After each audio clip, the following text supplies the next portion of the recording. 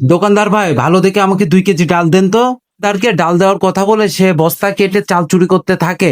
তখন চুরি করতে করতে অনেকগুলা চুরি করে ফেলে। দোকানদার বলে, এই যে ভাই নেন আপনার 2 কেজি ডাউল। দোকানদার সাহেব, ডাউল ভালো হবে তো? এটা কোনো কথা বললেন? অত্র এলাকার মধ্যে ডাউল সাপ্লাই দিয়ে আমি শুধু, আমার ডাউল সব থেকে ফ্রেশ ডাউল। কাস্টমার চলে আসে, বলে ভাই আমাকে 2 কেজি ডাউল দিলেন, তার মধ্যে এই যে একটা কয়েন ছিল, এটা কি? এই অনুযায়ী আমাকে আবার ডাউল দিয়ে দেন।